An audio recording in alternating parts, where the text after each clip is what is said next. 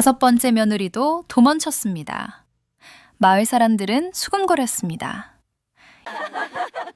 이제 누가 저 집에 시집을 가겠어?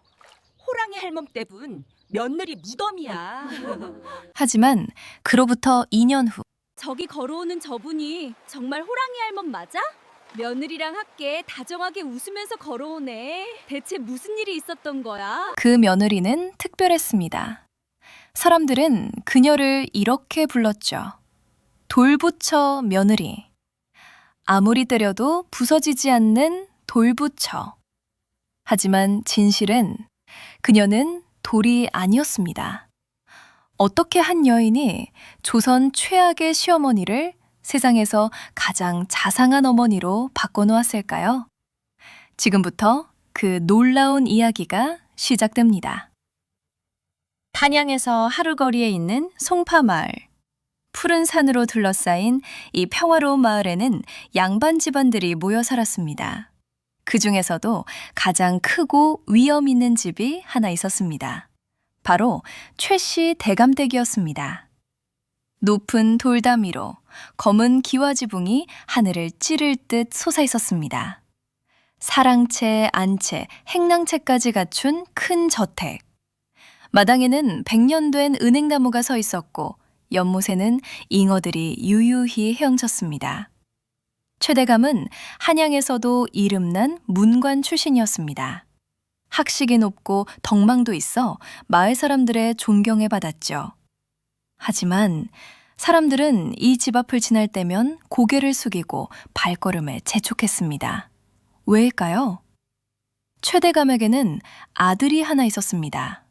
외아들 최진수. 그는 아버지를 닮아 학문이 뛰어났고 인품 또한 온화하고 자상했습니다.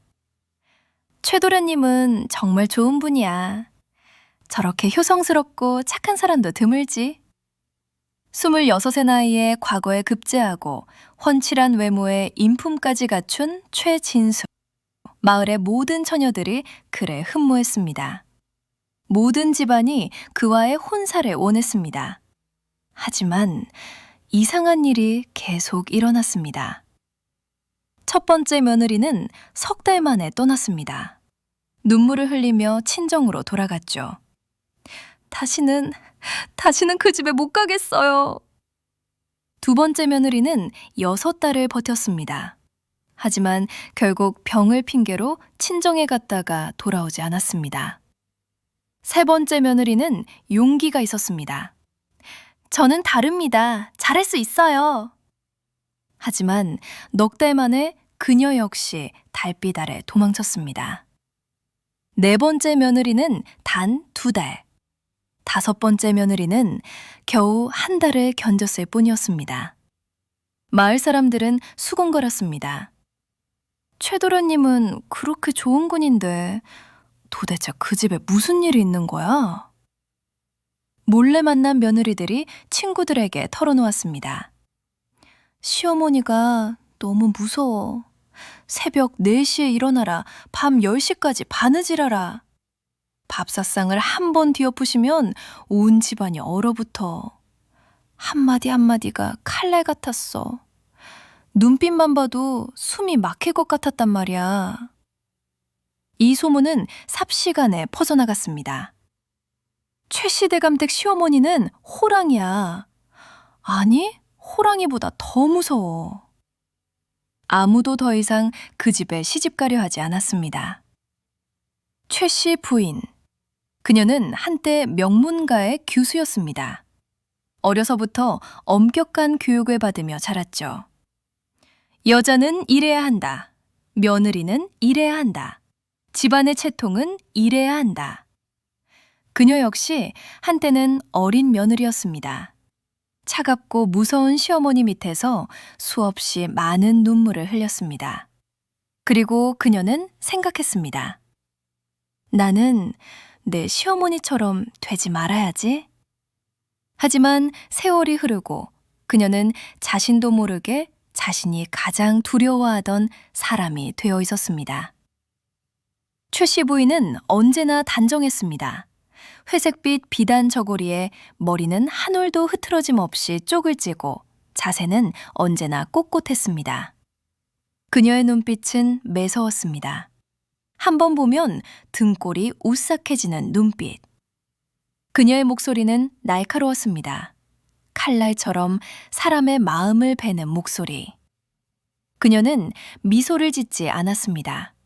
마지막으로 웃은 게 언제였는지 아무도 기억하지 못했습니다. 하인들은 그녀가 지나가기만 해도 몸을 움츠렸고 대감님조차 그녀 앞에서는 말을 아꼈습니다. 심지어 온화한 아들 진수도 어머니 앞에서는 어린아이처럼 조심스러웠습니다. 마을 사람들이 그녀를 뭐라 불렀죠? 호랑이 알멈. 아니, 어떤 이는 말했습니다. 그래도 호랑이는 새끼를 감싸기라도 하지. 저 양반은 호랑이보다 더 무서워. 최진수는 괴로웠습니다. 5번이나 혼인했지만 5번 모두 헤어져야 했습니다. 어머니, 제발 며느리에게 너무 엄하게 하지 마십시오. 하지만 최씨 부인은 차갑게 대답했습니다. 엄하게? 나는 당연한 것만 시킬 뿐이다. 새벽에 일어나는 것, 집안일을 돌보는 것, 어른을 공경하는 것. 이것이 며느리의 도리가 아니더냐? 요즘 젊은 것들은 그런 기본도 못 견디면서 어찌 며느리가 되려 하느냐? 진수는 아무 말도 할 수 없었습니다. 어머니는 틀린 말을 하지 않았으니까요. 하지만 무언가 잘못되어 있다는 것을 알았습니다. 그는 한숨을 쉬었습니다. 이제 누가 우리 집에 시집을 오겠습니까? 그러던 어느 날 최대감이 아들을 불렀습니다. 진수야, 김찬판 댁에서 혼사를 청했다. 진수는 놀라 고개를 들었습니다. 아버지, 하지만 우리 집 소문이... 대감은 씁쓸하게 웃었습니다. 김찬판이 말하더구나. 제 딸아이가 고집이 세서 말입니다. 소문을 듣고도 자기가 해보겠다고 합니다. 라고 말이다. 하지만 어머니께서... 내가 설득하마. 이번이 마지막 기회일 것이다, 진수야. 이렇게 6번째 혼인이 결정되었습니다. 그러던 어느 봄날 새로운 며느리가 왔습니다. 이름은 김덕희, 김씨 부인이라 불렸습니다. 가마에서 내린 김씨 부인. 그녀는 조용히 최씨 부인에게 큰 절을 올렸습니다. 최씨 부인은 며느리를 차갑게 내려다보았습니다. 이번에는 얼마나 버틸까? 하지만 김씨 부인의 눈에는 두려움이 없었습니다. 그 눈에는 다만 고요한 결심만이 있었습니다. 그날 밤 시어머니는 며느리를 시험했습니다.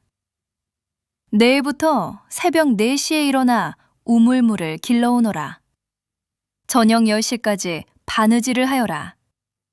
한 톨의 쌀도 남기지 말고 깨끗하게 설거지를 하여라. 5명의 며느리를 쫓아낸 그 시련이 이제 6번째 며느리에게 시작되었습니다. 다음 날 새벽 4시. 시어머니는 며느리가 일어나지 못할 거라 생각했습니다. 하지만 김씨 부인은 이미 우물가에 있었습니다. 어머님, 물 길어왔습니다. 시어머니는 물동이를 보며 말했습니다. 물을 많이 흘렸구나. 다시 길어오너라. 김씨 부인은 아무 말 없이 다시 우물로 갔습니다. 1번도, 2번도, 3번도. 5번째가 되어서야 시어머니는 고개를 끄덕였습니다. 며칠 후 시어머니는 비단 한 필을 내밀었습니다. 내일 아침까지 이것으로 저고리를 만들어라. 그것은 보통 사흘은 걸리는 일이었습니다. 김씨 부인은 밤새 바느질을 했습니다. 다음 날 아침 시어머니 앞에 놓인 것은 아름다운 자주색 저고리였습니다. 바느질이 서툴구나. 시어머니의 한마디에 김씨 부인은 다시 바늘을 들었습니다. 한 달이 지났습니다. 시어머니는 이른 아침 부엌으로 내려왔습니다. 오늘 대감님 친구분들이 오신다. 12가지 반찬에 준비하여라. 하지만 부엌에는 재료가 부족했습니다. 김씨 부인은 새벽부터 장에 가서 신선한 재료를 구했고 정성껏 음식을 준비했습니다. 저녁 식사 자리. 대감님의 친구들은 음식을 맛보고 감탄했습니다. 이 집 며느리 솜씨가 대단하구려. 하지만 시어머니는 여전히 냉정했습니다. 그리고 그날 이후 시어머니의 학대는 더 심해졌습니다. 봄이 가고 여름이 왔습니다. 여름이 가고 가을이 왔습니다. 가을이 가고 겨울이 왔습니다. 1년 내내 김씨 부인은 한 번도 불평하지 않았습니다. 시어머니가 아무리 힘든 일을 시켜도 매를 맞아도 그녀는 항상 미소를 잃지 않았습니다. 마을 사람들은 수군거렸습니다. 저 며느리 정말 돌부처 같구먼. 아무리 매를 맞아도 끄떡없는 돌부처 말이야.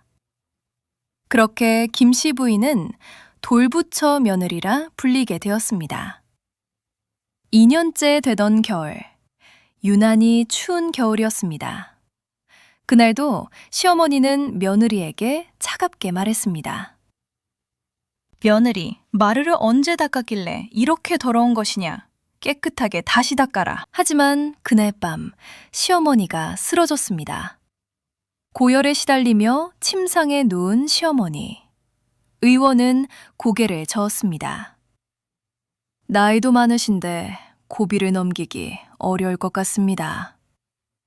그날부터 김씨 부인은 시어머니 곁에 떠나지 않았습니다. 대감님이 말했습니다. 며느리, 너도 좀 쉬어라. 네가 쓰러지면 어쩌려고. 하지만 김씨 부인은 고개를 저었습니다. 괜찮습니다. 어머님께서 깨어나실 때까지 제가 곁을 지키겠습니다. 1시간마다 찬물로 이마를 식히고 2시간마다 약을 다려드리고 3시간마다 미음을 조금씩 먹여드렸습니다. 하인들은 속삭였습니다. 저렇게까지 해야 하나? 그렇게 박대하시던 시어머니인데. 나흘째 밤, 가장 추운 밤이었습니다. 시어머니가 잠결에 중얼거렸습니다. 추워, 너무 추워. 김씨 부인은 이불을 더 덮어둬드렸지만 시어머니는 계속 떨고 계셨습니다. 그때 김씨 부인은 자신의 이불을 벗었습니다. 조심스럽게 시어머니께 덮어드렸습니다. 하지만 그것만으로는 부족했습니다. 김씨 부인은 조용히 시어머니의 이불 속으로 들어갔습니다. 자신의 체온으로 시어머니를 따뜻하게 해드리기 위해서였죠. 그날 밤 시어머니는 꿈을 꾸었습니다. 꿈속에서 시어머니는 어린 소녀였습니다. 추운 겨울 시집을 가던 날, 낯선 집, 무서운 시어머니. 엄마, 엄마. 어린 시어머니는 울먹이며 친정어머니를 찾았습니다. 하지만 아무도 없었습니다. 그때 누군가 따뜻하게 안아주었습니다. 괜찮아요. 제가 여기 있어요. 그 목소리는 김씨 부인의 목소리였습니다. 그날 새벽, 시어머니가 눈을 떴습니다. 열도 내렸습니다. 그리고 시어머니는 느꼈습니다. 누군가 자신을 안고 있다는 것을. 조심스럽게 고개를 돌리자 며느리의 얼굴이 보였습니다. 추운 겨울인데도 이마에는 땀이 맺혀 있었습니다. 자신을 따뜻하게 하느라 며느리는 춥고 힘들었을 것입니다. 그런데도 며느리의 얼굴에는 평화로운 미소가 있었습니다. 시어머니의 눈에서 눈물이 흘렀습니다. 내가 이 아이에게 무슨 짓을 한 거지? 이렇게 따뜻한 아이를. 김씨 부인이 눈을 떴습니다. 어머님, 깨어나셨군요. 며느리는 황급히 일어나려 했습니다. 제가 죽을 끓여올게요. 하지만 시어머니가 며느리의 손을 꽉 잡았습니다. 시어머니는 떨리는 목소리로 생애 처음으로 며느리에게 말했습니다. 고맙다. 정말 고맙구나. 그 한마디에 김씨 부인의 눈에도 눈물이 고였습니다. 2년 동안 기다렸던 말, 2년 동안 바랬던 한마디. 두 사람은 그렇게 서로를 껴안았습니다. 얼음 같던 겨울이 녹아내리는 순간이었습니다. 2년 동안 자신이 며느리에게 했던 일들이 떠올랐습니다. 하지만 며느리는 단 한 번도 원망하는 눈빛을 보이지 않았습니다. 김씨 부인은 놀란 눈으로 시어머니를 보았습니다. 2년 동안 내가 너를 너무 괴롭혔구나. 그런데 너는 한 번도 원망하지 않았지. 도대체 어떻게 그럴 수 있었느냐? 김씨 부인은 부드럽게 미소 지었습니다. 어머님, 제 친정어머니께서 말씀하셨어요. 시어머니의 마음은 겨울 얼음과 같단다. 하지만 봄 햇살처럼 따뜻하게 대하면 언젠가는 반드시 녹는단다. 저는 어머님께서 언젠가 제게 마음을 여시게 기다렸을 뿐이에요. 어머님도 누군가의 소중한 딸이셨고 누군가의 사랑하는 어머니시잖아요. 시어머니는 며느리를 꼭 안았습니다. 그녀의 얼음 같던 마음이 마침내 녹아내렸습니다. 그날 이후 집안의 분위기가 완전히 바뀌었습니다. 시어머니는 며느리에게 다정하게 대했습니다. 며느리야, 오늘은 너무 무리하지 마라. 힘들면 쉬어도 된단다. 며느리는 여전히 성실했지만 이제는 시어머니도 함께 일을 도왔습니다. 두 사람은 함께 웃고 함께 요리하고 함께 바느질을 했습니다.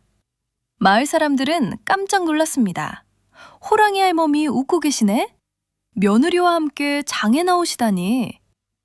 사람들은 이 변화의 비밀을 물었습니다. 시어머니는 자랑스럽게 말했습니다.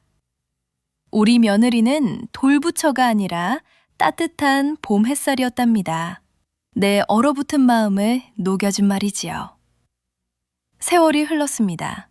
김씨 부인에게는 예쁜 딸이 태어났습니다. 시어머니는 세상에서 가장 자상한 할머니가 되었습니다. 어느 날 손녀가 물었습니다. 할머니, 엄마는 왜 돌부처 며느리라고 불려요? 시어머니는 손녀를 무릎에 앉히고 말했습니다. 얘야, 네 엄마는 돌부처가 아니란다. 네 엄마의 마음은 이 세상 어떤 것보다 부드럽고 따뜻하지.